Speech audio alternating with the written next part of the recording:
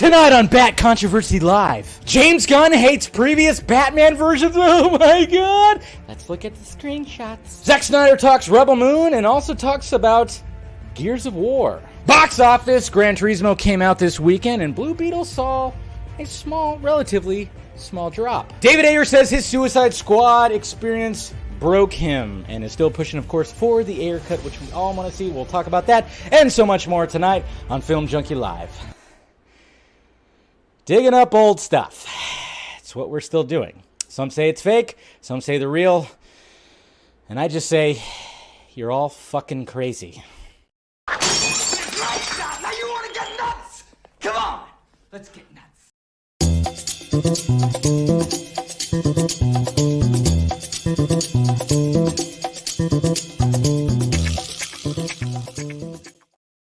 Hey yo, what's happening, guys? Whoop. Gotta put that on. Gotta do this right here. Oh, that's right. Still got StreamYard going right now. Background turn. Okay, there we go. All right. Stupid StreamYard. I don't know. Whatever. Yeah, StreamYard. Still using that.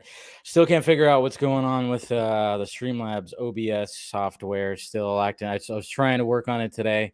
Tried different things. Still shitty. That's what happened. Still crappy. I should say crappy, right?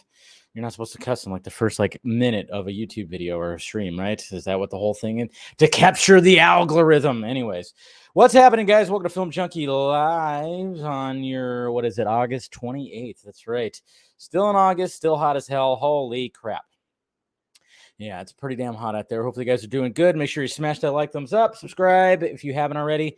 Hit that notification bell also. And yeah, become a member because I do a members only stream at every Wednesday. And then I'm thinking about, I like last time, I'm like, hey, I'll incorporate members in the Patreon stream. So if you guys want to come on and actually have a conversation, we'll be doing that soon, of course. So subscribe to that. And of course, we've got the Patreon as well if you want to do that. I'm trying to figure out how to put some more exclusive content over there on Patreon. Right now, I just stuff I hear, I throw it on there. And of course, I do like a little podcast by myself on there too. So if you want to check those out, where I get a little bit more edgier, I guess you could say. But anyways, guys, how are we doing out there? We got Super Gorillas Vlogs. Not everybody loves Batman, but I do. Exactly. Word up. I mean, it's kind of obvious if you think about it. If you look at me.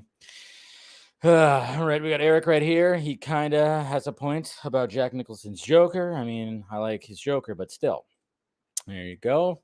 We got Pattinson's version is awesome. There we go. And good to see you, Ryan. Good to see you, Eric. We got Miss Nighthawk right here. Hi, stuff. Good to see you. And if my voice is a little, raw, me and her we're at a little Metallica concert last night, so my voice is a little, the throat has been a little raw today. That's for damn sure. A little raw today. So what's going on, Niner for Life? Good to see you. All right, we got the Warrior right here, the new Batman of the DCU. Be more cheerful. The new, okay, yeah. I mean, there's always that possibility. And there we go, Miss Stephanie T. I'll talk about that in a little bit. But good to see you. We got Droger right here. Good to see you. We got Jose. Weird teeth are one thing, but that's where you draw the line. But I know you're being facetious, but my God, people are actually seriously saying this. Parker M, what's going on? Good to see you. We got Phil right here. Always great to see you, buddy. Yes, no lead music. I'm not using my normal software. Did you not understand that? We got Mr. Casali right here. Good to see you. All right, we got Mr. Vega as well. What's up, Mr. Vega? Good to see you. We got Daniel Martin right there. What's good? Well, just talking controversy. Again, I'm not using my software, guys. Come on. I'm not using the same software that I had before. I know. I miss it too, but it's just not working. It doesn't work with StreamYard. StreamYard's all web-based as opposed to the OBS software that's on my computer that I used to use. So what's going on, Lane? Another past fuck up. How many past fuck ups do you have, Lane? I wonder. Anyways, hope you, yeah. We'll talk about that in a little bit. And yeah, Talking about a Batman. It's not really a fuck up. Xfire, what's going on? How you doing? I looked into it, and it seems like the account is legit. His personal versus brand. Okay. Yeah, the images on there aren't posted anywhere else on the internet. All right, like I said, we'll talk about all that. So we got Slasher right here. James, what's going on? Let's see. Hot as shit. Yes, I know. It's still hot up here. So who else we got? Twinsy. Okay, you guys saying hi to each other. More people. We got Ahoy Hoy, Mr. Cortez. Good to see you. All right. All right, so that's pretty much it right there. Okay, just saying hi to everybody. All right, guys. Yeah, we're gonna talk about that. We'll talk about a lot of things. Hopefully, you guys had a good weekend. Again, smash that like, thumbs up, do all that. I got a little kombucha going right here because, well, I figured I'd do this because we lost people this past weekend. So I thought I'd do like a little cheersies. We lost Bob Barker, of course, icon, game show host icon. Bob Barker, we lost him at the age of 99. So not too, he lived a full life, which I think like when anytime a celebrity reaches that, you always want them to reach 100. Like Betty White almost reached 100. She didn't quite get there. Bob Barker almost at 100, didn't quite reach it. You always want to see them do that, but he lived a full life. And he was anybody who, grew up like when you were a kid during, obviously he did Price is Right for so long, but you stayed home sick, you watched The Price is Right. Summer vacation, you got up 10 a.m. Price is freaking Right. You watched it. I watched it all the time. Bob Barker was great. And of course, Happy Gilmore, kicking Happy Gilmore's ass. We love all that. But yeah, cheers to Bob Barker. And then, of course, we have Arlene Sorkin. Arlene Sorkin also died over the weekend at 64. I believe it was 64. So a little younger, and that means that's a little bit that's more sad because it's like, oh wow, something, And if you don't know who she is, of course, she is the original voice of Harley Quinn. She's the one that started it all. When it came to Batman the animated series, obviously Batman the animated series created the Harley Quinn character, and she was the voice of Harley Quinn from the get-go. Of course, like Tara Strong like took over and whatever. And there's been other, of course, voices, but yeah, she was the original. So yeah, she passed away. So cheers to her, a total voice icon right there. Cheers to her. Cheers to her. So hopefully, you guys, raise one up for them too. Oh yeah, and then also, I know you guys know who this is, but Mikey Sutton also passed away this over the weekend, and that was like, whoa, saw that. I wasn't really on Twitter that much this weekend, but I saw that, and obviously me and him didn't see eye to eye.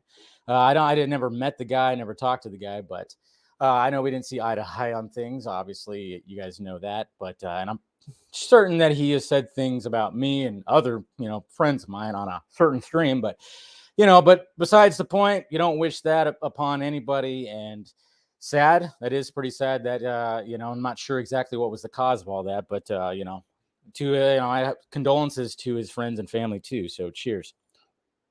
But yeah, so I wanted to do that, and I figured I had some kombucha, so let's raise a couple for people that passed away over the weekend. So all right, guys, let's get to the tweets. Hold on, let me see. Well, see, I knew my Twitter was going to do that. Stroke. It was a stroke. Okay. I didn't know like the full details. So didn't really know that.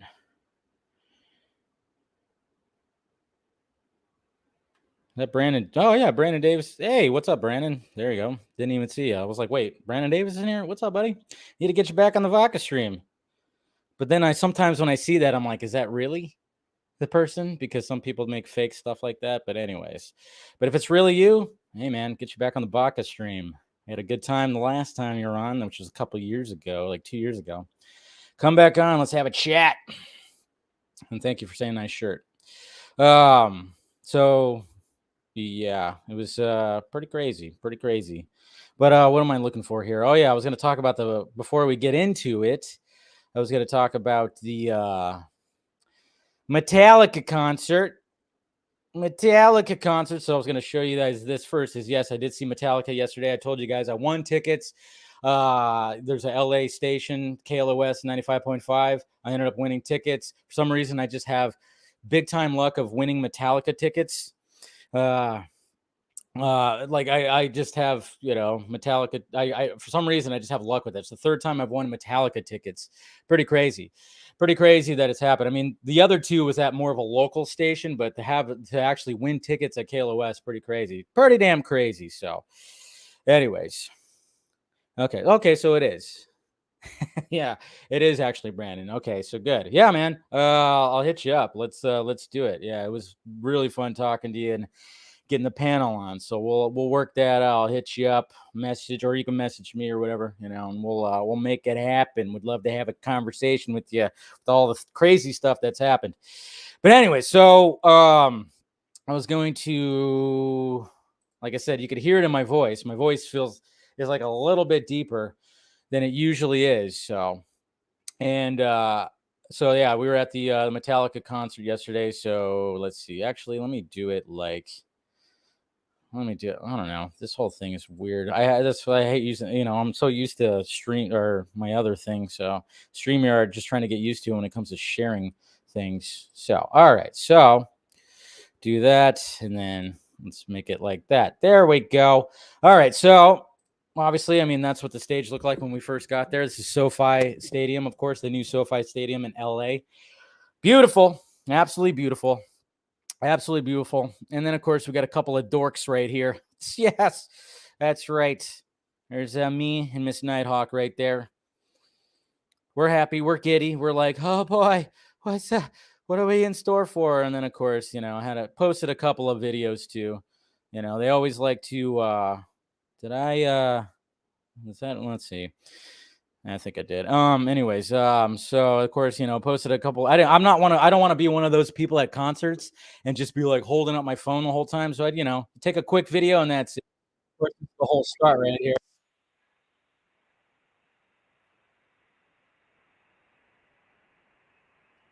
Obviously, starting with the ecstasy of gold. Oh, just so cool. So cool. And, and then, of course, they playing some gems right here. They played Fight Fire with Fire, which is a deep pull when it comes to any Metallica fan knows that that's a deep pull. That is the first song on the Ride the Lightning album, the first song. And you hardly ever hear them play it, but they played Fight Fire with Fire. So it's cool stuff. Obviously, it's a really fast song. And they also played Ride the Lightning, too, which is obviously the title track of it. And, of course, they played One. Just pretty sweet stuff. Love it. Absolutely love it. So that's what my weekend was all about. No Master of Puppets. They did that. Yeah. So when it came to the concert, it was mainly like, okay, they were doing both nights in different set lists. So there were certain things that when I heard the set list on that happened on Friday, which I went in fresh. I didn't want to hear about the set list on Friday because I wanted to be surprised, and I was pretty surprised when it came to certain things. But we looked up the set list when we were in traffic trying to get out. So, and yeah, it was basically like, there were some things on there. I was like, damn it, I wish I would have heard that. So, Jose. Considering I sound like, yeah, we both sound like men today for sure. But anyways, all right, let's get started with the tweets. Disney VFX workers are voting to unionize. Over 80% of Disney's in-house VFX members have officially signaled their desire to unionize. That's right. So we've heard about this before, and apparently now it's happened. 80% of, that's good. So we're going to probably be hearing more about this, which, when it comes to this and all the things that we keep hearing about it. I mean, there was somebody that came out and even talked about, like, when it came to Marvel and WandaVision, they were working like basically ridiculous hours. So this is just, it's going to happen. It looks like it's actually going to happen. And then, of course, this will probably be like a domino effect where other VFX houses will start doing it too. So, I mean, just expect that to happen for sure. But we had that. So, yeah. Cornsweat. David Cornsweat. What is he doing right now? Well, he's doing something filming something behind the camera and something. Of course, our new Superman Legacy, which, of course, is still a topic of controversy, conversation. What is he going to look like? What's the suit going to look like? Is he, is he bulking up right now? Is he eating like whole chickens and cows and horses, or at least the asses of horses? I don't know. Just consuming protein, and probably, hitting up Dwayne "The Rock" Johnson and be like, hey, what the hell do you take? No, I don't know if he's doing that, but apparently he was spotted, and I'm just sitting there going like, I think you guys are just looking at his ass. Huh? I mean, it's quite an outfit. Got some Chucks on with some high socks, some shorts, and wearing a Ronin San Diego shirt, which I'm not too sure what that is. But apparently that's him with the rock and the beard. And then, of course, I mean, there's kind of a blurry shot. I mean, let's face it. He looks like Cavill at the beginning of Man of Steel, right? He kind of looks like that. He does look like that. So, I mean, I can't even really tell if that's him. It's grainy and stuff. And then another shot of him and then everybody's like, he's bulking up. Meanwhile, I'm looking going, is he a bike rider? Because those legs are fucking shaved. That's what it looks like. I was like, whoa, smooth legs there. Maybe he rides bikes. I'm not judging. I'm just saying smooth. Those are some Nair legs right there. Some Nair legs. So I just saw that and I was like, okay, cool. But yeah, so if you're wondering what David Cornsweat's doing and what he's kind of looking like, if you want to judge by his shoulders and back, there you go. I know. Is that really him? That's the thing. It's like, who knows? But it was being passed around. And that's what I love about like anytime, like when something like this happens, we're always like on the lookout for like, what does everybody look like right now? I remember that was the thing when it came to Ben Affleck, like how much is he bulking up for Batman? What does he look like? Anytime these actors get like a superhero role, we're always like curious. We're always curious of like how they're looking like when it comes to like their bodies, because obviously, they're going to get in superhero shape. So there's Cornsweat right there. And there's Miss Gal Gadot. What is going on here? What? Behind the scenes featurette. I don't even know if I should be showing this, but look at that. There's her talking. I'm not going to even play the audio though. I'm not going to play the audio because I don't know if I should be even showing. But the thing is, what's kind of cool about this is the fact that she was actually on set with Ezra and Ben. Look at Ben right there. Look at Ben right there with the eye makeup. I mean, obviously, again, the way that they shot this scene, and I'm not really too fond of this scene. It's not the greatest. They used the lasso joke, which doesn't really work. I was hoping for something a little bit more, especially when Ben Affleck was explaining this scene on the bridge. I mean, I don't care. It doesn't bother me. The scene doesn't bother me. And I know some people really love the scene, but I just wish there was like more. I was hoping like when Ben was explaining this scene on that podcast and saying that, he figured out who, there was a scene between him, Bruce, Batman and Wonder Woman that he felt that was like a pretty great like interact. And so it sounded like he was more deep than it actually was, because then it just sounds like it was just more of a joke than anything. It was just jokes, at least when it came to the lasso of truth around his wrist. So he starts telling the truth, and I could see why people would laugh at it. Totally. 100%. Now, to me, I'm like, it just gives me Justice vibes, because they did use that joke in Justice League with Aquaman. We all remember that. So that's where it just kind of leaves like a bad taste in my mouth when it comes to that. But, everything prior to it, and even when she saves his ass, I like. But the interaction, it was kind of just like, for me. So, but it was kind of interesting, because a lot of us were kind of wondering, like, was she actually there with them, or did they just do that whole thing like they did in Shazam, where she wasn't actually there and she just filmed her shots in front of a green screen and then they put her in there? But if you watch this featurette, I mean, she does look like she had a good time. She does look like she had a good time on the set and everything like that. So that's all that matters. And that side shot of Batfleck right there actually looks pretty good. It's just the way that the lens was looking in the flash, and when he was like standing there like that. It's just that chest piece was looking so awkward, so freaking awkward. But what can you do? Let's see. What else we got here? All right, so we also got this too. I don't know if you guys saw this that happened over the weekend, but Mr. Angel Manuel Soto, director of Blue Beetle, was like, hey, guess what? There's an Easter egg that you might have missed. And I did, in fact, miss it because I didn't even really think about it. I think I might have thought about it, but I went, no, there's no way. That's not it. That's not what I think it is. That's something else. Isn't it? It's not that. They wouldn't do that. What would that be?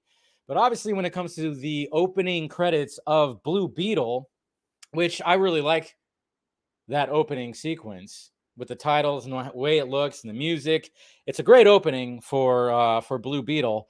But when you see the scarab flying through space, you actually see something green hit it. And turns out, guess what? That was a Green Lantern. Who was it? Who knows? I mean, maybe it was this guy. Who knows? Could be. But what the hell is that ad? That's weird. But yeah, here's a little shot of it right there. So you can actually see right there, boop, of something hitting it. So which Green Lantern is it? Guy Gardner, since he's going to be in Superman Legacy? Could be. But yeah, so he confirmed that, yes, there in fact is a Green Lantern presence. A little Easter egg in there that a lot of people are like, what? Crazy. Anyway, so there you go. If you guys were wondering, there was already like an expansion that was happening with Blue Beetle right there. So, all right. And then we got the WGA stuff right here. I know there was a lot of things that were coming out over the weekend when it comes to SAG-AFTRA and the strikes. It's all just still a freaking mess. But according to Deadline right here, releasing their new article that came out, but I'll just, obviously just give you the Twitter version right here, the little brief thing right here. It says right here, negotiating committee said Sunday it remains ready at a moment's notice to go back to the bargaining table to secure a righteous deal and end the SAG-AFTRA strike, which is now in its 46th day. Unfortunately, as we've seen from recent news out of the WGA negotiations, it appears that AMPTP is still unwilling to make the concessions necessary to make a fair deal that would bring the strikes to a close. So it's still happening. Everything's still going on. And there was like even more stuff that even came about too. Like we have right here, the AMPTP, apparently, according to the Hollywood Reporter, has hired a new crisis PR firm to try to save their image as more people continue to realize the importance of actors and writers receiving fair deals. Now, obviously, if you read the article, it doesn't exactly say it like that, but it is kind of framed like that. If you're hiring a PR crisis team or a firm, because you're like, oh, wow, we're looking bad. We're looking really bad right now. And they are. I mean, they are. Let's face it. When the internet can be a crazy beast. Now, obviously, we're all very reactionary when it comes to the internet, and which is obviously what's going to be one of the main topics tonight, being reactionary to what we see. But it's just the fact that we know how much the CEOs make, and we know there's like a lot of numbers that get thrown out there, and we know what's going on. And it's just like, hey, why can't we just pay your people, pay these actors? Yes, they're important because you don't have anything. You don't get that money that you get unless these people do their jobs. And if you're not paying them correctly, I mean, my God, then freaking do it. But I mean, who knows when all this stuff is going to be just, I keep on hearing stuff about October when it comes to at least SAG-AFTRA. Who knows when it comes to the WGA? But my God, man, it just seems like it's just so much stuff. And logistics of it all, it's like, God, can we just finally get to that point? I don't know. Who knows? But hey, we got Miss Amy Adams right here, which if you know, you know. If you know, you know. And I love this. I love this shot right here because it was like, oh, she wrote human like that on her sign. And if you know, you know. Of course, Arrival, which is a fantastic movie. If you haven't watched it yet, do yourself a favor and watch it. Absolutely. So she wrote that on there because, when she's trying to talk to the aliens that show up, she does write it on the board, human. So it's just freaking awesome right there. I love that she did that. That's so cool right there. That's so cool. You got to love Amy. You really got to love Amy for doing that. So, and then speaking of, obviously when it comes to the strikes and everything that's happening,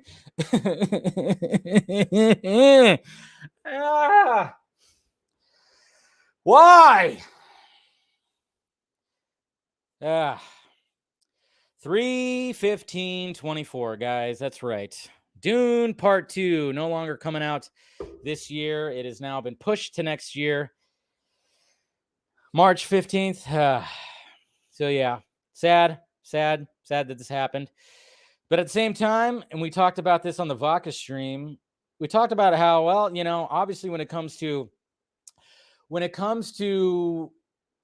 a studio pushing a movie like this to next year because of all that's happening, shows that they really love this movie and they really appreciate this movie, and they know this movie is basically, okay, we have to make sure this movie gathers an audience. We want to expand this world. Denai is doing a fantastic job with Dune, and he even said too that he wants to do, of course, the trilogy. There's already been ideas that are happening when it comes to the third Dune movie, Messiah. So that's great that he's already thinking about that. And of course, there's supposed to be a spin-off series and everything. So, but yeah, it was sad to hear that. It was very sad to hear that. But guess what didn't get pushed? Aquaman 2. That's right. Aquaman and the Lost Kingdom still keeping its spot. Because if they move it again, they have to spend more money on it, and they can't throw more money at Aquaman and the Lost Kingdom. Yeah. It's like, yeah, there was another thing that got really, when it came to talking about Dune getting pushed, well, Aquaman 2 and staying where it is in December. So, and we still have yet to get anything. We just have the behind-the-scenes featurette that we got like a year and a half ago. I don't even know if it was a year and a half ago, a year ago. I don't know. That's all we have. There's been some little teaser posters out there at like conventions and whatever, but that's all we've gotten. That's it. That's all we got. So it's like, what is going on with that movie? But hey, guess what, guys? Guess what? What was spotted in the wild? We got toys. Da, da, da. We got toys. We got Black Manta and Arthur right there. I don't know. He's a little bow-leg or pigeon-toed, whatever you want to call that. Anyways, so we got toys, but we don't have a clip. We don't have anything else. It's like, what is going on here, huh? What exactly is going on? It's freaking Aquaman. I mean, oh man, I tell you. Come on, do that. There we go. But yeah, Aquaman 2. I mean, it stays in its spot because they just can't throw more money at it. They can't. And the fact that we haven't seen anything more, and we're at the end of August, and it's going to be coming out in December. I mean, I'm sure we're going to be getting some kind of teaser or something soon, and they better do something. But I mean, it's with the other three movies not doing well. When it comes to the DCU or the end of the DCU or whatever the hell they were trying to do with this universe when the old regime was there, I mean, let's face it. We just just give us something. Give us something. If you want to try to give one last oomph, but at the same time, it's like Warner Brothers just doesn't have the money to really do that. And I'm just kind of wondering, when exactly are we going to get some of that marketing? And I'm like, I don't know, a week before? 2 weeks? We're going to get a teaser trailer like in November, like Happy Thanksgiving. I know you're eating turkey, but here's a bunch of fish. I don't know. It's weird. I don't know. We'll see what happens, but good old Aquaman 2. It just doesn't stand a chance. It really does not. All right. Looking at my notes. Yeah, I think we're good. Got everything that I wanted to talk about when it comes to the tweets. Oh boy, let's talk about the main topic. Let me take a little, drink right here. Oh yeah, they probably will.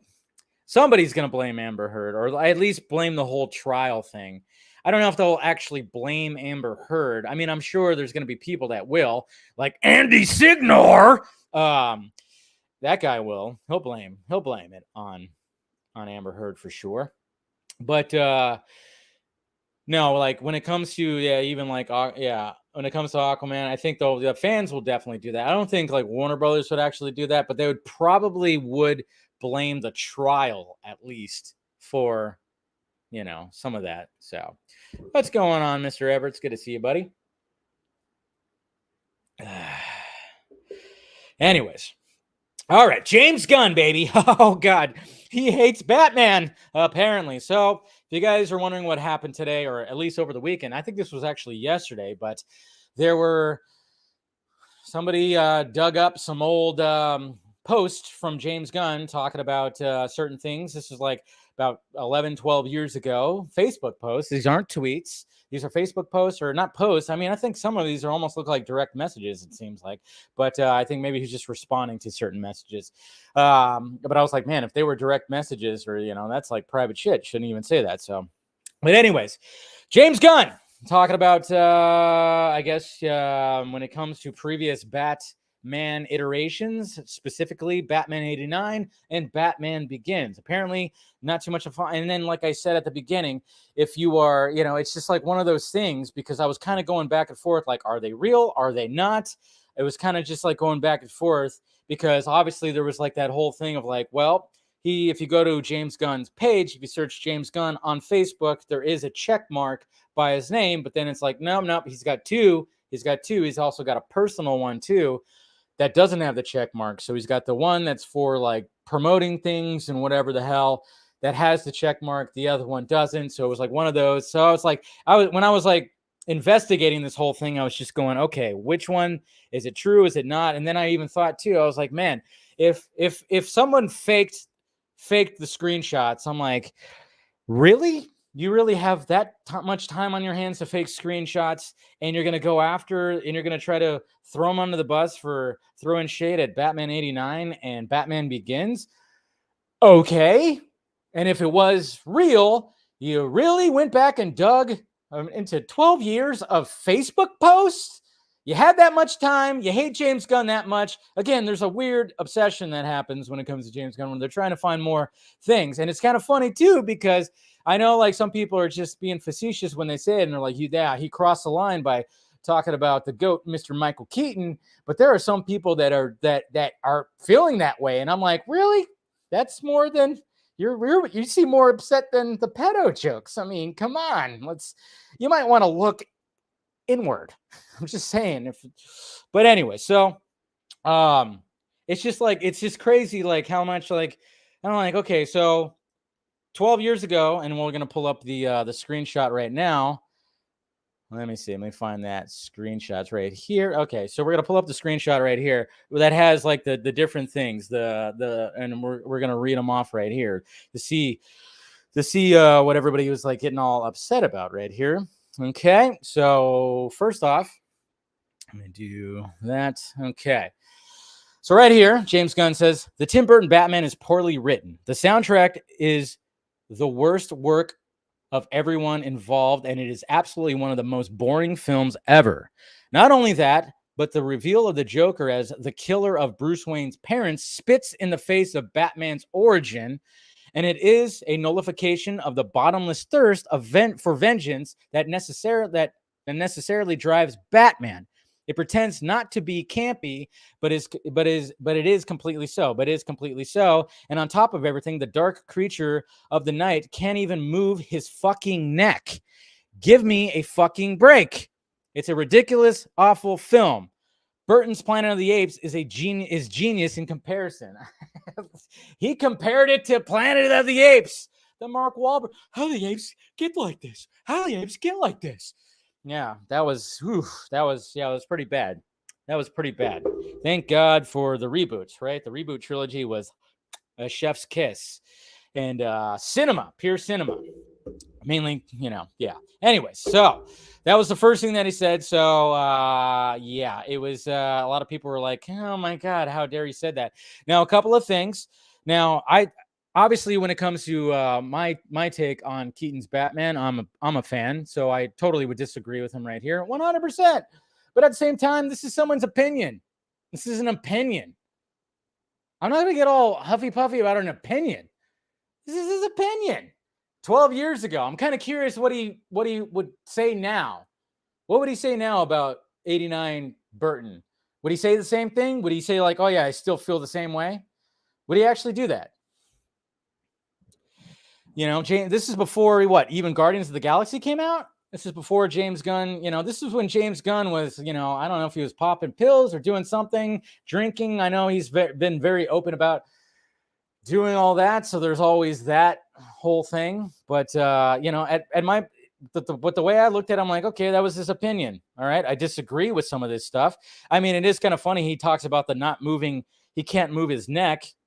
He can't move his neck. I mean, that's actually true. And then some people are not happy about the whole fact that the Joker killed the Wayne family. I mean, obviously you're a diehard Batman fan. You want to hear about Joe Chill. You want to hear about that. You want that.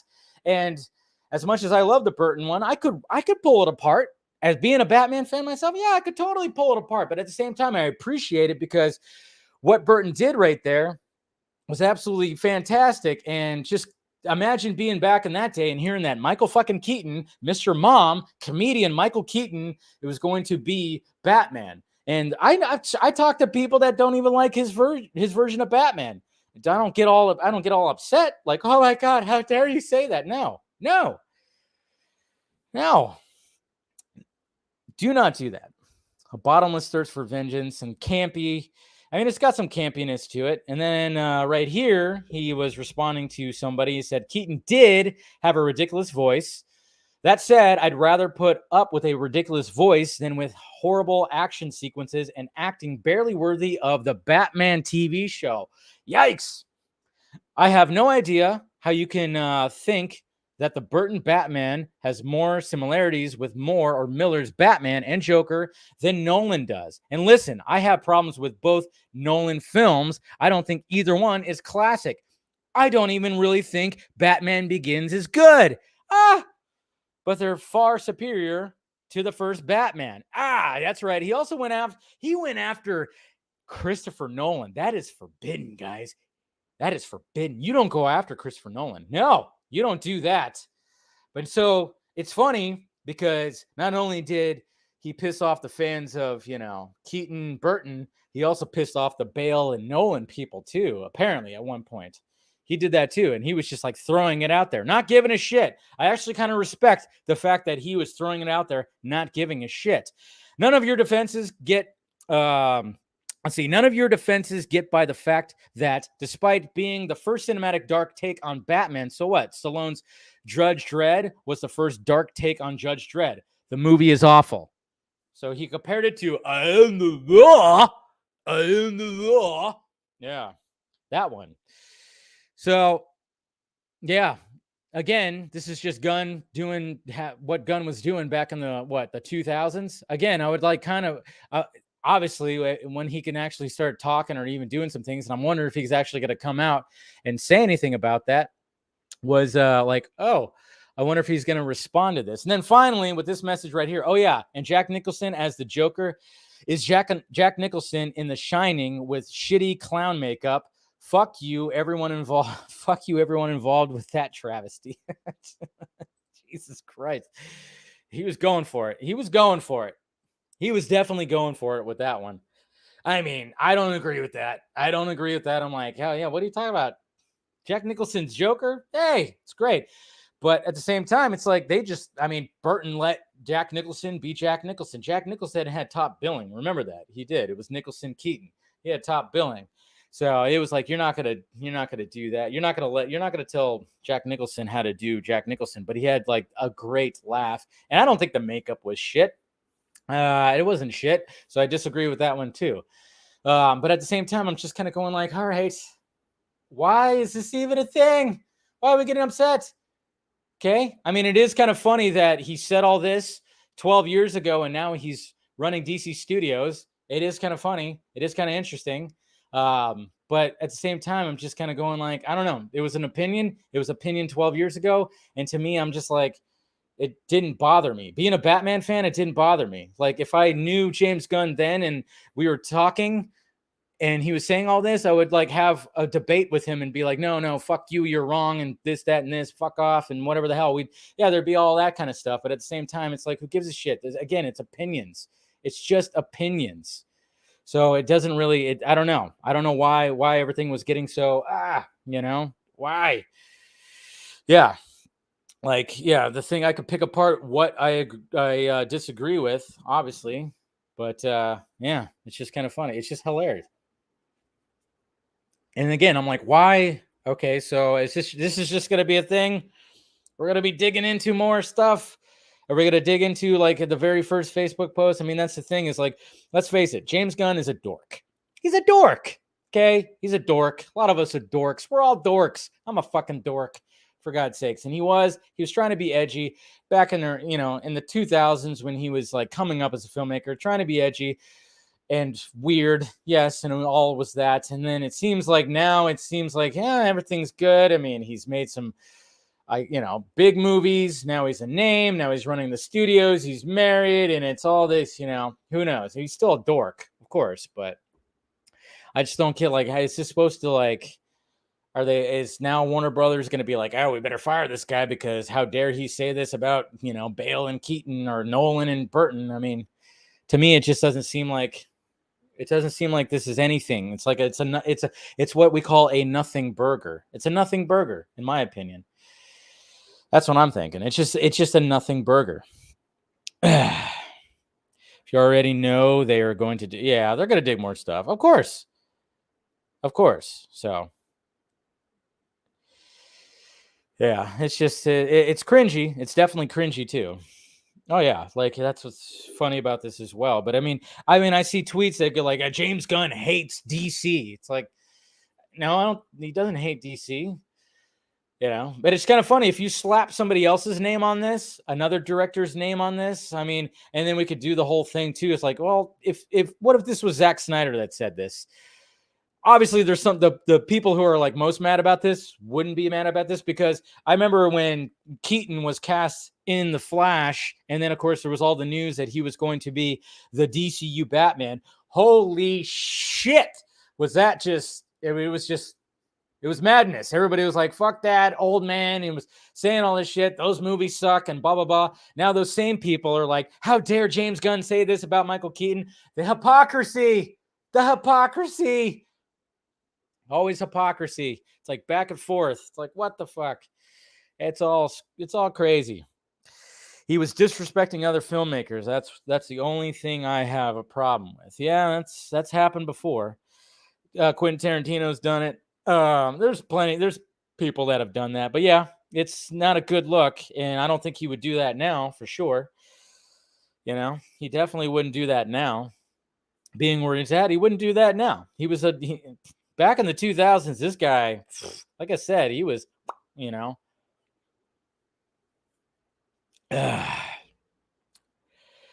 Yes, I know, Ayer. I was not saying that Zack would do that. I was just saying like the what if kind of thing. Never mind. I get it, But again, it's like one of those things too. If you hate James Gunn, you wanted it to be so true, and you're like, yes, and you spread it around. If you love James Gunn, you're like, nah, it's bullshit. This is not him. Somebody's, it's not his account, and blah, blah, blah. And it's like, shut up, whatever. But then this kind of just leads you to the whole thing of like, all right, well, let's see what he's going to make. Obviously, he's going to be making Superman Legacy, and he's going to be the head of this whole universe that's going to have a Batman too, by the way. Remember when he posted, the inspiration of the Joker, a couple of weeks ago? And we're kind of like, is he going to go like that kind of look for the Joker in his universe? All right, let's see what he's going to make. This adds some more pressure onto him. I will say that, because the pressure is fucking high. He's got a lot of pressure on him. Do I have full faith? Fuck no, I don't have faith. I don't. But I'm willing to just sit back and be like, all right, James Gunn, let's do this. I don't hate you. I don't love you. But I think you have the talents enough to pull something off. And the fact that you came from the Marvel machine where Kevin Feige did trust you with script notes. And apparently when it came to the whole Infinity Stones, that was James Gunn that really helped out with that. because that became the central, MacGuffin when it came to at least the Infinity Saga, of course. So he helped with that. So I'm like, all right, and he's a big comic book nerd. So I'm just like, all right, well, we'll see, man. Let's do this, disagree with things, but at the same time, I'm not going to get all huffy puffy about it because there's no real reason to. There's no real reason to be honest. There's no reason to. There's no reason to get sad. Why get sad? Why get sad? It's an opinion. Again, it's an opinion that he had 12 years ago. You ever changed an opinion on a movie or anything? I've done that. I've changed, flip-flopped. It happens. People are making it seem like he posted this yesterday. It's not yesterday. It's 12 fucking years ago. Or 11 years ago. Sorry. My bad. 11 years ago. I don't know. To me, it's like, again, but I wanted to talk about that. Obviously, he doesn't hate Batman. I was being facetious when it came to my title. It's just all the whole thing about, like, people were just making it seem like, yeah, he hates Batman. And I'm like, no, he better not. If he does hate Batman, then I'm really going to come after him. That's for damn sure. There's another screenshot, too, where he was talking about his movie Super, which I actually like Super. And then somebody actually said, is it wrong that I think this is a much better superhero movie than The Dark Knight? And then James Gunn said, no, it's right. So sweetly right. Yeah. I give him props for, when people are comparing his little indie superhero movie to Dark Knight, and he was just like, yeah, it's better. I'm better than Nolan. Yeah, definitely an ego on this guy. There's definitely an ego on this guy. But I kind of respect, like, the fact that he was like, fuck it, I don't care if it's Christopher Nolan. Again, he would not say this now. He would not say this now. And it would be awesome, like, and eventually, I think, like, once he actually starts doing interviews about this stuff, he's 100% going to get asked probably about some of this stuff. And I'm kind of curious what he would say now. What he would say now about all this. Would he still, if he still held the same opinion, that'd be interesting. That would be interesting if he still held the same opinion. Who knows? But what does Keaton dying in the Flash have to do with anything? Oh, what are you guys talking about? You guys go back. Anyone who understands good writing might disagree. Yeah.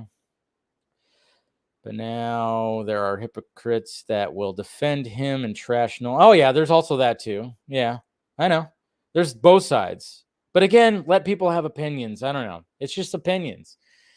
If, not everybody, I mean, it's just like, when people didn't like Oppenheimer and, or something like that when it came to Christopher Nolan or even any Christopher Nolan. I mean, see, I love Christopher Nolan movies. And when I go into it, I kind of know what to expect.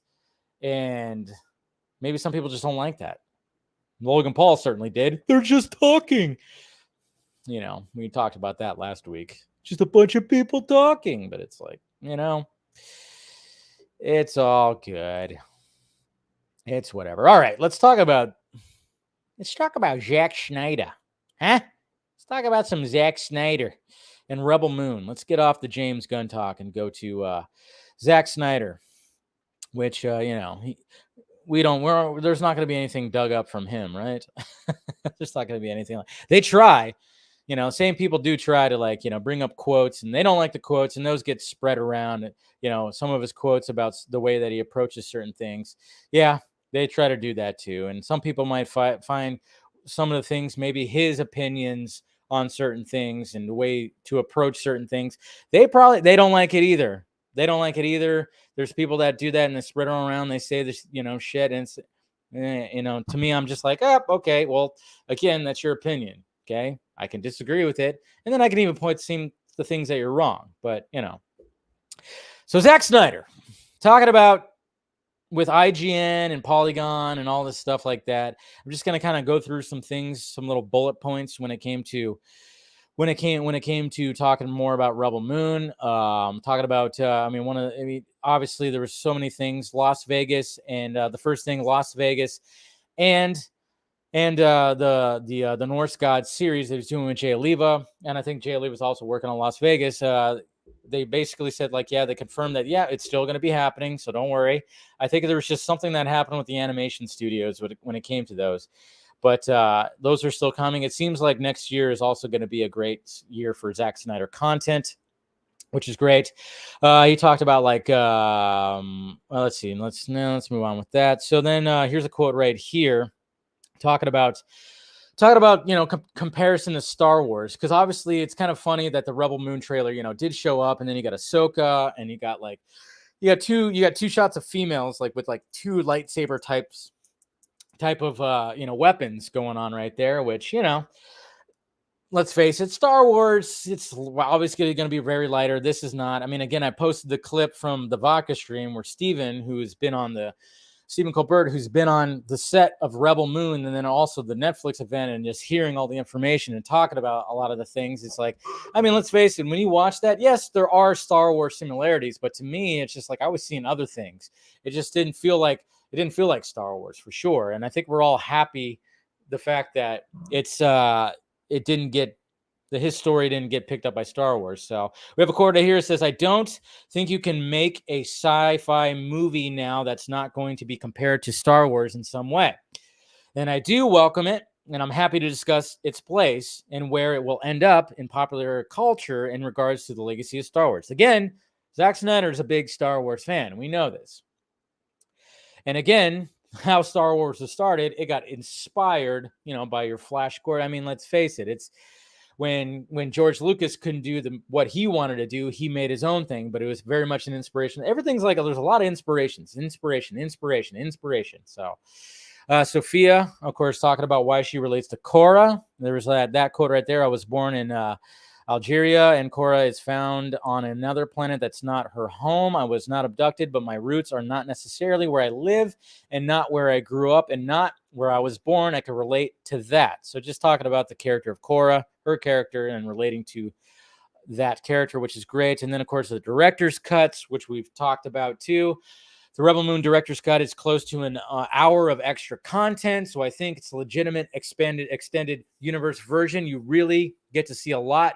It's just more painted in all the way. The director's cut is a settle in deep dive, which I have notoriously done throughout my career. I don't know how I got into this director's cut thing. We've already kind of talked about this, but basically just going like, yep, we're going to do that. And again, apparently there's a Red Band trailer out, he's got a Red Band trailer, an R-rated trailer somewhere. Who knows if it's actually going to get released anytime soon? Who knows? But yeah, more details. Let's see right here.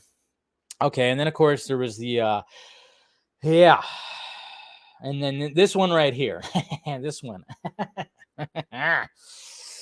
Take a little sip. When asked about the traditional experience, obviously theatrical release. When it comes to this is a quote right here. With this, I was not super interested in a theatrical release, especially with the PG-13 versus extended cuts. I feel like with the theatrical release, the way the model is, it takes some energy out of it. What? Zack? What? It's interesting. It is interesting. Now, you can't tell me that he would not want to see this on the big screen. Now, you can't tell me that you wouldn't want to see it on the big screen. I think we all would want to see both versions on the big screen. And to me, I'm like, all right, well, the PG-13 versions that are coming out, put those on the big screen for sure. The extended cuts, maybe not so much, unless the screenings for those do extremely well. Then, yes, 100% release the Snyder cut of those on the big screen. But it is kind of interesting. And I know we were like all talking about it last week and talking about, Rebel Moon in theaters, Rebel Moon worldwide, and worldwide, I can't even say it, worldwide in cinema was the two hashtags that were trending last week. It's like, yeah, we can, still put those out there. Still put it out there. Why not? Because, I mean, I get it. He's saying it like that, but you can't tell me, to me, it's like, okay, obviously Netflix is like 100% been giving him his free range to do stuff. But at the same time, maybe the one stipulation was, hey, we're not doing theatrical because obviously it's going to cost a lot to do all that.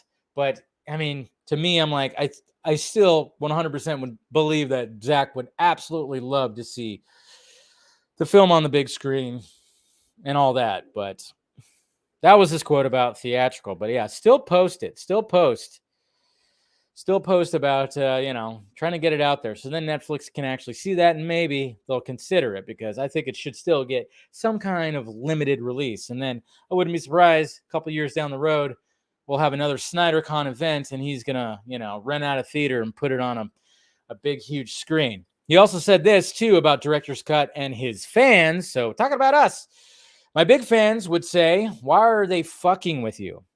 Just do the extended cuts. Zack laughed. In the initial conversations with Netflix, they made it part of the plan. So I love the fact that he was talking about the fans and it's like, oh yeah, Netflix is fucking with you. How dare they not release what you want to release? I mean, obviously, we know that the more, louder fans are probably, they would just be like, boo, Netflix, fucking cancel your shit. They suck. Look what they're doing to Zack. No compromise. It's like, no, there's still going to be compromise. And the compromise in this portion of it is the fact that, hey, we have the regular cuts and then we'll built in a director's cut, because guess what? That's kind of smart. You're known for the guy. You're now the guy that, guess what? You have a regular cut and then you're going to have your Snyder cut, because Snyder cut is now a mainstream pop culture term. So smart. In my opinion, that's smart. But release the fucking thing in theaters. Why not? Jesus Christ. And then Debbie said this right here when it came to Star Wars. I never wanted to be a Star Wars movie. She never wanted to be a Star Wars movie because your hands are tied to the IP. Hear that, people? Hands tied to the IP. This is why I'm like, all right, yeah, the time with the DC universe, great. But at the same time, look what happened. His hands were big time tied. They kept trying to tie his hands and all that stuff. So then she goes, I was happy it fell apart. And even Steven, that's right. You remember that show? Shia LaBeouf? But yeah, Steven talked about that on the Vodka stream as well when it came to, he's been working on this for 20 plus years, and it was going to be more like, he was always going to be a Zack Snyder joint where it was going to be R-rated and like heavy metal, the heavy metal, movie. If you watch that, it's, it's very adult, and he was going to want to do something that's adult and not that. So the fact that, yes, he did pitch to Lucasfilm, sure, but I think we're all thankful that they didn't accept it, because they would have just gutted the shit out of it. Even somebody even asked him about the Creator, the movie The Creator that's coming out. So it's like, there's like some, we got a good sci-fi coming out, and he goes, I really didn't even, he hadn't thought about that. He didn't realize. I was like, oh yeah, that's right. And then that's pretty much about it when it comes to all that. So, I mean, we're all just happy. We're all just happy that he's in a good spot right now. His quotes on the theatrical release, I'm kind of just like, I mean, I think that's, to me, that's him just going like, hey, they gave me free range to do whatever I wanted with this movie. But maybe there was like, a couple of stipulations when it came to what he could do. And one of the things was like, hey, we can't give you a theatrical because this movie is already too big. The budget for two movies, relatively small, but at the same time, again, with these companies, they're already like, we can't spend more money. We got to start saving money. So they're cutting shit. So I think maybe one of the things was like, hey, as long as we could just keep it, here, it's fine. But at the same time, if they see that people will flock to the movie theater to go see this movie, then I say, keep on tweeting out that hashtag or the hashtags to try to get it out there. Might not work, but hey, give it a shot. You never know. You just never know. Now the Gears of War thing. Oh! So obviously just talking about all the Rebel Moon stuff, and everybody's like, Rebel Moon this, Rebel Moon that. Everybody's talking to him at Gamescom, talking to him and Debbie, and talking Rebel Moon, which is all sounded great. And of course, being at Gamescom, they talked about the Rebel Moon game that's going to be coming out, mobile game that's going to be coming out. And I'm excited for it. I'm going to download it. I'm going to play it. and see what it's like, and see, especially after seeing the movie. And then, of course, it being like a multiplayer thing, it sounds like, and online and whatever. Sounds like it's going to be something pretty special. And hopefully there'll be some more to it. And we all know that Zack Snyder's a gamer himself. He even talked about, even at this conference or whatever, this convention, they were basically saying that, he talked about how he was a big Fortnite fan. Apparently he loved Fortnite. I've never played Fortnite, never dove into Fortnite, but he talked how he loved Fortnite, wanted to play with his son, but his son didn't want to do it. He's like, no, Dad, this is my thing. But and then, of course, his character was Mr. Meeksies from Rick and Morty. I'm Mr. Meeksies. See, that hurts the voice. Metallica concert. Yeah. Voice can't really do the voices because it's hurting the voice, but yeah, it's just kind of funny that he talked about that. But anyways, that's besides the point. When it comes to him, and a lot of people have mentioned this before, it's like, what would a Zack Snyder Gears of War movie be like, and would he be interested in directing something like that? And this is what IGN posted over the weekend, which a lot of people are like, hey, there's something interesting going on. And the way that they edited it makes it sound like, something interesting is happening here. So look at this right here. We're here at the world's biggest gaming convention, so I have to ask you, is there any gaming property that you both think would make a great movie? Okay. Again, how many times have I said the relationship between Zack and Debbie is kind of like Leonidas and his queen? I'm totally forget her name. I'm totally blanking on her right now. But you get what I'm saying. You know the scene in 300 before he freaking does the kick into the pit. He looks over at his queen and she gives him the go ahead. It's like, this is it right here. This is it right here. There are well, there are a lot. I mean, we've talked about a bunch of, Gears has always come up, Gears? in sort of our circle. And I was a fan of the game. So, off the top of my head, that one. Nice. And he's already worked with, Batista, who very much wants to be in this movie. So, hey, why the hell not? I like how Steven explained it on the Vodka stream. He said Gears is essentially 300 with chainsaws. Perfect. Now, does it have to be Zack Snyder directed? No, but it could be Zack Snyder produced. It could be Stone Quarry. That would be pretty sweet. So maybe that, just the way that they reacted almost sounds like maybe something is in the works. And maybe not, it won't be him because he's like balls deep in Rebel Moon. But maybe something's going to be happening, some kind of series. Maybe he'll be a showrunner on the series. I don't know. But it is kind of cool that he kind of, well, sorry. I was like, well, fix that. But it is kind of cool that, yes, kind of something there, maybe. So it does sound like something is cooking.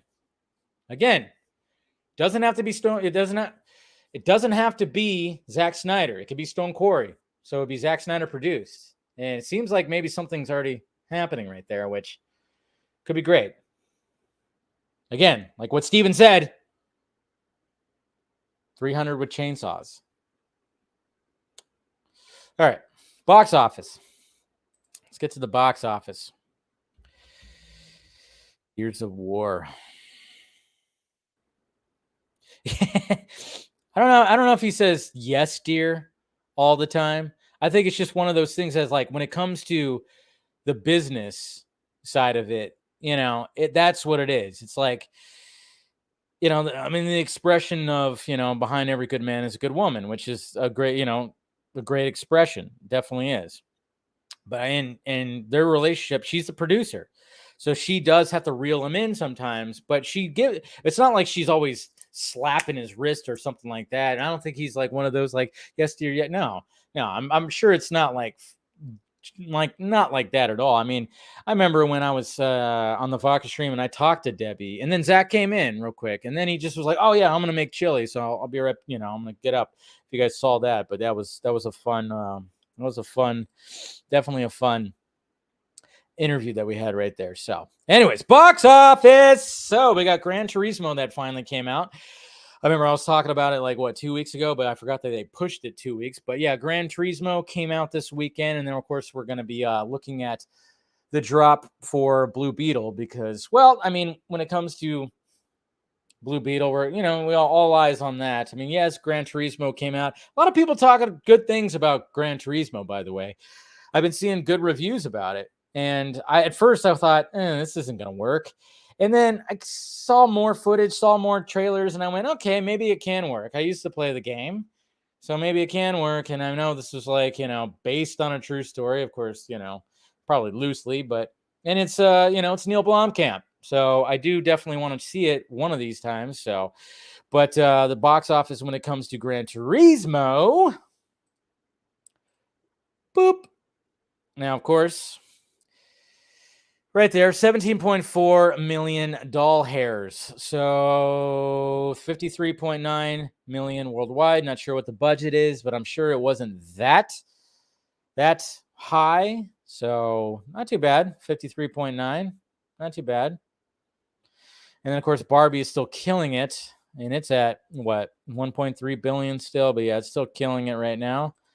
But then you have Blue Beetle. Look at that. 49%. Oh, 49. That's, not too shabby. Of course, it didn't open up high. So second week, it's not going to be as much of a drop. Usually when, a movie opens big, the drop is going to be bigger, of course. But yeah, it's currently sitting at $82.1 million. So yeah, I mean, it's still struggling. Whoop, there we go. Still struggling to get up there. Still struggling, but I know a lot of people, like the cinema day was happening. There was a lot of discount movie tickets that were happening. And I even saw I saw some tweets when I was catching up on things that people were like, wow, man, I went to a Blue Beetle screening and it was pretty packed. And I was like, cool, that's great. I'm glad that that's happening. And hopefully it'll find some life somewhere when it comes to Blue Beetle. But and then I also saw that it was going to be projected to maybe, it said, like, I think I saw on my Twitter was 140 to 170 million total, which would, I think that would beat Shazam.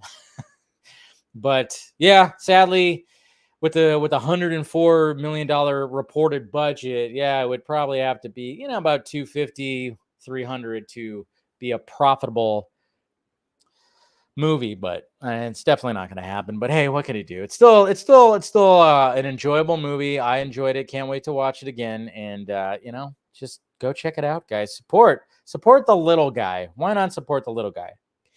And speaking of supporting, David Ayer. David Ayer now has moved from Twitter to articles. That's right. Articles now with David Ayer. David Ayer is now coming out, and he's even been on a podcast. That's right, guys. He's been on a podcast talking about Suicide Squad, his experience, and then, of course, the Ayer cut. Not exactly, full on talking about that, but now he's getting out there, guys. Vodka stream, David Ayer? We have the same first name. Okay. But there's an article that did come out. There's a couple articles, Entertainment Weekly, whatever. But we're going to pull up the Variety article. We're going to pull up the Variety article that says it even right here. Whoa, so much happening. Who wants to join the Air National Guard? Holy crap. David Ayer says Suicide Squad broke him. Hollywood is like watching someone you love get fucked by someone you hate. Wow. But yeah, so this is the podcast, of course, that we pulled up. And I'll pull up even a clip, too. That'll get ready. But yeah, he was on John Bernthal's Real Ones podcast right here. And basically talked about Hollywood. And this quote right here, Hollywood, I tell people, is like watching someone you love get fucked by someone you hate. The big one is, of course, Suicide Squad. That shit broke me. That handed me my ass. Come right off of Fury, right? I had the town in my hand, could have done anything, and I did anything. And I go on this journey with Suicide Squad, and the same thing. Authentic, truthful, let's do it all. The rehearsal, let's really get in each other's soul. Let's create amazing collaborative thing, right? Deadpool opened, and then of course we all know that. So, yikes! That quote right there.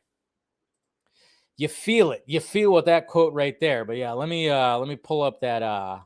There was actually a clip of that of more that he was talking about, which is cool because I'm like, oh, Ayer, yeah, okay.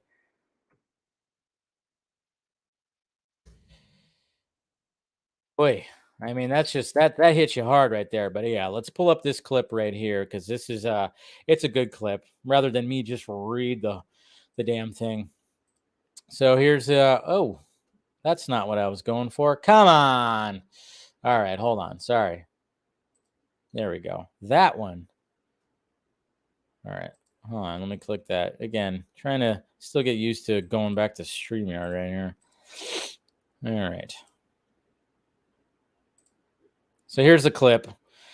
If you guys didn't see it, here's the clip right here. Talking to Bernthal, who looks like he's you know, they released him on parole, or he, you know, this is a conjugal visit. Guy's freaking got long hair, a beard, and a yellow, or orange, I should say. Anyways, what's your biggest heartbreak in the film industry? What's the thing that's hurt the most? All right. So Hollywood, I tell people, is like watching someone you love get fucked by someone you hate. So, you know, the big one is like Suicide Squad. That shit broke me. That handed me my ass. How so? Come right off Fury, right? Had the town in my hand. Could have done anything, and I did do anything. And you know, go on this journey with it, and the same thing, like authentic, truthful. Let's do all the rehearsal. Let's really get in each other's souls. Let's create this amazing collaborative thing, right? And then Deadpool opened, right? And then they never tested Batman versus Superman. What? So they were expecting a different result, and then they got hammered by all the critics. And then it's like, okay, we're gonna turn David Ayer's dark, soulful movie into a fucking comedy now. ugh. Ew. Guy with the ball cap. Where is he at? I'm sure he was part of that, right? Guy with the ball hat cap. Ooh. Ouch. But it's cool to see David Ayer actually talking about it on a podcast. You actually hear his voice and everything. Obviously, he's been tweeting, and we're going to go over some tweets too. But it's cool to see that he's actually doing that. But man, and I've seen this too. People who blame Deadpool for this, shut up. Stop doing that. I've seen people like go like, fuck Deadpool. I can't believe it's one that, you know, and they're like, Deadpool ruined movies or something, or ruined CBMs. I'm like, no, it didn't. It actually changed it up a little bit. It's not Deadpool's fault. It's not Tim Miller's and Ryan Reynolds' fault for making a successful comedy R-rated movie. It's not. That's the character. They brought the character to life and did a fantastic job with that. I mean, I've seen that where people have like blamed Deadpool, and I'm like, it's a great fucking movie. I mean, they do the same thing with Guardians of the Galaxy. And again, it's the same thing. It shifted. It changed the CBM genre again. Apparently, people just want the same fucking things over and over and over again, you know? That's the sad part. But let's see here. Let me pull up some David Ayer tweets that have been happening over the weekend. But yeah. Don't do that. Yeah, I don't know. I should listen to that for the full episode too. I got to subscribe to that Patreon. And they put it behind the paywall. I was like, oh, okay. But yeah, it'd be interesting. But again, I'm like, man, if we can get David Ayer. Wait, didn't Ayer just blame? Yeah, he didn't blame it. No, I didn't see again. He didn't blame Deadpool. I think if you were to ask David Ayer, and you know, and I would gladly do that. I'm like, did you think that? It's not that he was blaming that. It was just the fact. Again, there's like, I'm trying to phrase it in a way that I'm trying to specific. Is the fact that it's like Deadpool, again, changed the game, and you blame obviously the people in charge who are wanting to make his movie like that, which is ridiculous. And like Guardians of the Galaxy. All right, let's see. There's a couple things. So a lot of people were getting upset with him over this weekend too when it came to, I think it was this tweet right here. Oh yeah, that's right, because it had to do with It had to do with let's see. It had to do with that article that came out. So the article that came out, hit the wrong thing. Sorry. There we go. The article that came out was this one right here. Where have all the DC fans gone? And we talked about this briefly on the Vodka stream, but it is kind of interesting because it's like, all right, it seems like it's just in peril, but at the same time, it's like, well, David Ayer put like right here, he said, easy solve. Let filmmakers have their vision. Don't operate from fear. Be daring. Look at what worked. Don't chase the market. DC has always had the best characters in publishing. Dark, intense, and thoughtful is the brand, which is true. There is the brand when it comes to DC. You do think darker. Obviously, you do. I've always, I've even said that too. It's like, yeah, DC's always ran a little darker. So, and then he said right here, grew up reading DC, have always loved DC. It's my opinion. That's all it is. I have plenty of them. What's your opinion on DC? What direction do you think the cinematic universe should be taken? Personally, I really connected to Dark Knight and Man of Steel. Joker was incredible. And the Batman was a stunning achievement. So he liked the Batman. So that's good. And then he said right here, continuing talking about like how he was like reading this because a lot of people were pushing back against what he was saying to all this. And then someone right here said, really think DC's brand is finding hope, light in a dark world. Heroes like Superman, Flash, Green Lantern, who literally conquered fears, and even Batman all prove that. So he agreed with that. And then somebody said, like, also, he directed Suicide Squad. Don't listen to him. He said, yeah. And then he said, absolutely fair take based on what version you saw released. I'm not asking for your compassion or respect. I will say the film I actually made is wildly different, unimaginably different. And I'll add, if you knew me personally, you would discover we have much more in common ground than you imagine, which is usually the case when it comes to online beefs and all the discourses out there. That's a cool picture of James Brown right there. We'll say that. And then he even said right here, so I wonder what reasoning is behind shooting the exact same scene with a different dialogue. Yeah, he said reshoot, change scene drastically. And you notice it too.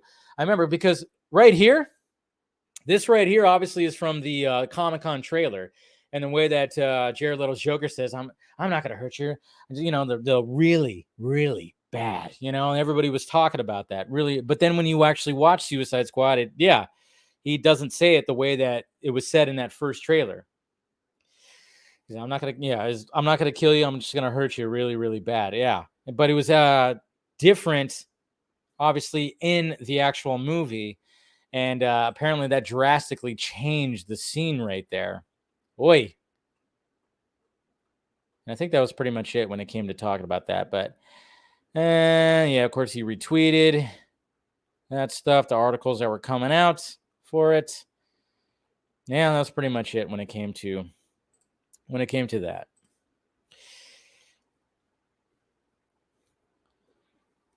So basically, and maybe we'll talk more about that, and we'll talk about that article right there on Wednesday's show.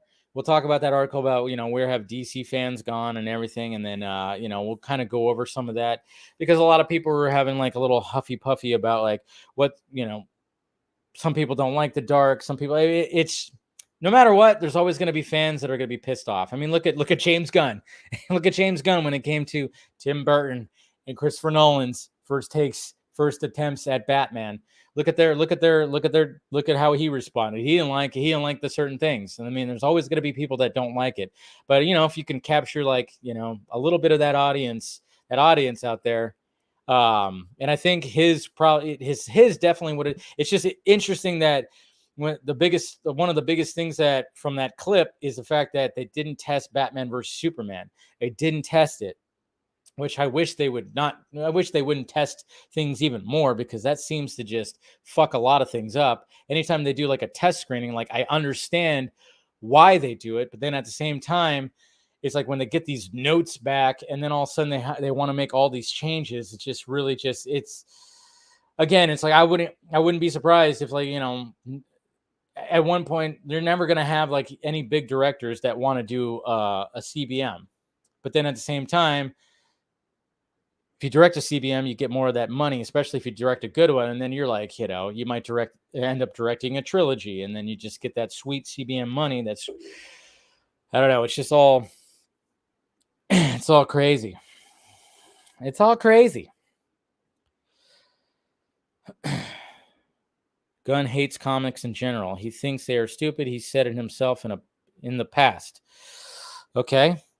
You want to send that to me? That he said he hates comics? Professor Zoom?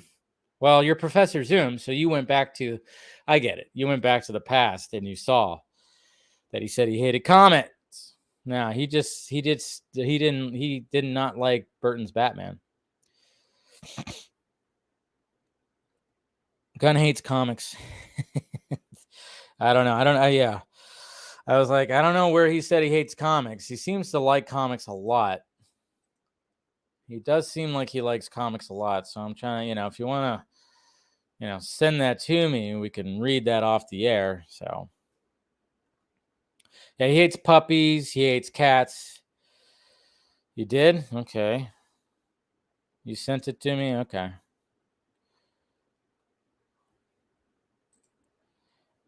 I don't see it, but okay. If you say you did, I'll believe you. Anyways, all right. So here we go. Let's go to the Twitter questions. Go to the Twitter questions right here.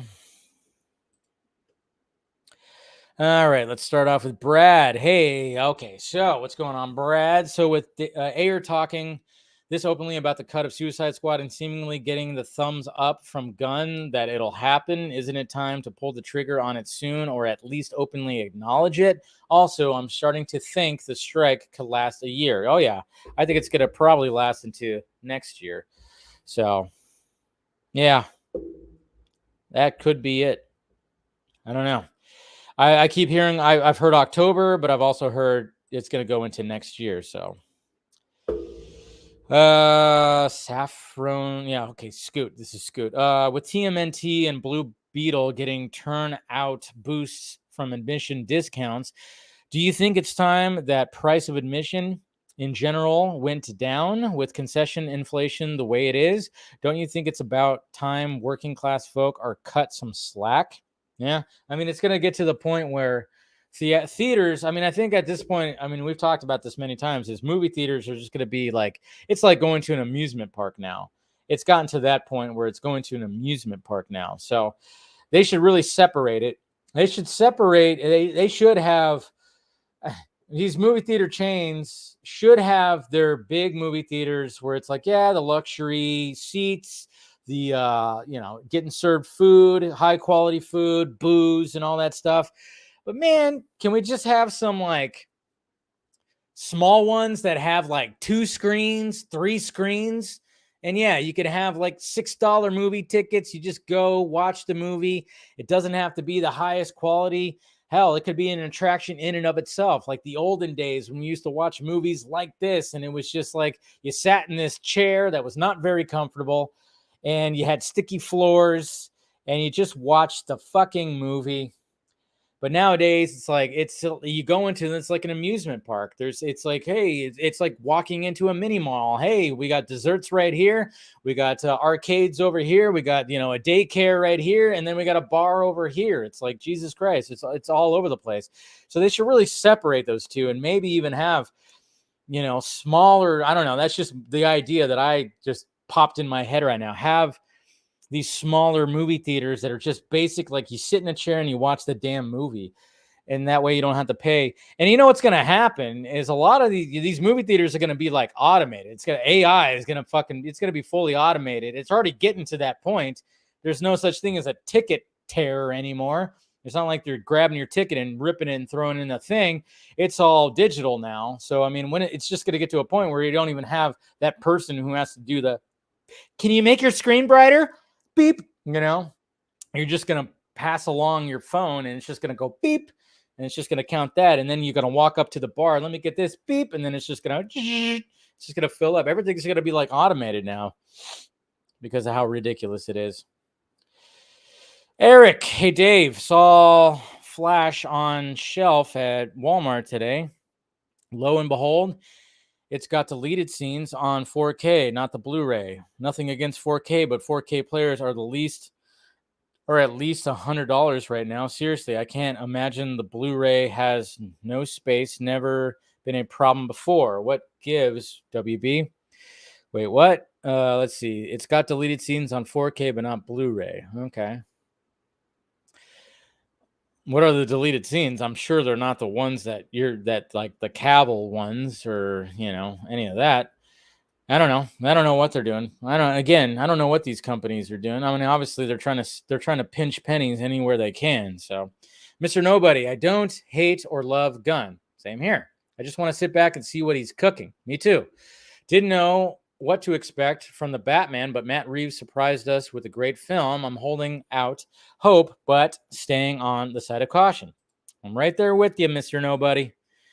Darkness Under the Wind. Dave, question number 1. Do you think Zack and George Lucas didn't like each other for personal reasons, or just never had any agreements on what they both wanted? I don't even think they actually met. It seems like when Zack pitched when he pitched the Rebel Moon story to Lucasfilm, I think George Lucas was already gone. I don't think there are. Maybe he just, maybe he was still there. This is like right before the Disney acquisition, right? I don't know. Question number 2, but I don't think there's nothing right there. Question number 2, should a DC Kingdom Come film happen in the DCU? Would you want it to be the final film of the second saga? That would be pretty sweet. And then you can bring back Cavill and bring back Affleck and bring back Godot, all those.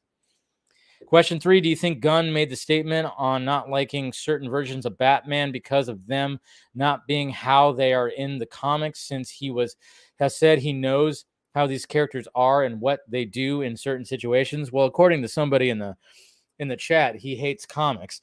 No, I mean, yeah, I think he said that because he just didn't like the version. There was a lot of people that probably didn't like that version of Batman. I think the general populace was like, whoa, this is not the Batman I know, but this is pretty cool. And that's why it ended up being so popular. Like, could be that. Hendrik Sally, I'm really upset that Gunn trashed the Tim Burton movies. Why? There's no reason to be upset. It's someone's opinion. Come on. Because I'm a big Michael Keaton fan. I get that. But I'm a big Christopher Nolan fan, and he shat over Batman Begins. I'm not upset. It's just like, okay, whatever. I disagree. You can disagree, but why be upset? To see the freaking head of DC Studios trashing on it is so disrespectful in my eyes. I was trusting Gunn for a long while until I saw this. I'm starting to lose my trust in him. 11 years ago, he was not the DC Studios head. This was not yesterday. Come on. It wasn't yesterday. He didn't post this yesterday. This was fucking 11 years ago, before he even did Guardians of the Galaxy. Jeez. It's funny. I don't think he was like, you know what? Fuck those movies. One of these days, I'm going to run DC Studios. No, that's not. Jesus. Devon Wooter, Dave, I don't know why people are upset about James Gunn about his opinion on Michael Keaton and Christian Bale Batman movies. I think this is so stupid. And do you think Disney should be worried about Rebel Moon because it looks better than Star Wars? What do you think? I mean, I think they probably, Kathleen Kennedy is probably like, oh boy, what is this? What is this? Uh-oh. Maybe there's like a little bit of worry, but I don't think there's anything that's been reported. I don't think they're going to worry about it, because Star Wars is Star Wars no matter what. And again, we talked about it. You saw the clip that I posted from the Vodka stream today. Is, when you watch that trailer, it didn't feel like Star Wars. There's some things that feel like Star Wars, but it didn't feel like Star Wars to me. So I don't think they should be or even worried about anything when it comes to that. So, so it's just like, I don't think they really have anything to worry about, because Star Wars is always going to be Star Wars. And, Zack Snyder's always going to like Star Wars. Remember, he even talked about how he watched Kenobi on the way to the Rebel Moon set. He watched Kenobi. He would watch episodes of Kenobi. I'm sure he's watching Ahsoka today also now. He's probably watched them all. He's a big Star Wars fan, and I hate that people are going to put that. I mean, I know there was something else, and maybe we'll talk more about it on Wednesday. is the fact that there was like crew members that were saying fuck Star Wars. So naturally, there's going to be like some things that come out with that. I don't know. We'll talk about it more on Wednesday, but I remember seeing something today about fuck Star Wars that came from like a Rebel Moon crew member or something, but it's just dumb. Okay, Professor Zoom, I had a feeling you were kidding. Yeah. I know. I had a feeling. I was like, yeah, because everybody's just, it's all craziness right now. And there's going to be more stuff. In no way, shape, or form is Keaton trash. No, he's not trash. I know. Are people saying that? Are people saying that here? See, everybody's like on high alert. Ugh. That's the thing. We're all on high alert. What is this Kingdom Come obsession? I don't get it. Because it's a great story. It's a great story. There's like 5 deleted scenes that is, and some are extended scenes. So I'm sure those are going to show up online, huh? Or something. Or am I going to have to get it too? Black Adam not got butchered by WB like Joss says. I think there's some things that got butchered too, because I got test audiences and all that stuff. It's all just crazy. DC is dead. Marvel and anime are better. Okay. I don't think DC is dead. I mean, DC is never going to be dead, and that's why I'm like, all right, well, we'll see what Mr. Gunn has to, we'll see what he brings us. I think Marvel's struggling for sure. Marvel's definitely struggling. Things aren't working when it comes to that. He's not trash. He's just old. I know. See, that's the thing is like, when it comes to Keaton, I mean, obviously the idea of Michael Keaton being in this world and the reports that said he's the new DCU Batman, it's like that. I mean, that was like a little bit exaggerated. I think it was just the fact that they were going with this multiverse concept that was going to be the foundation of that was going to be in the Flash, and that's what they were going to do.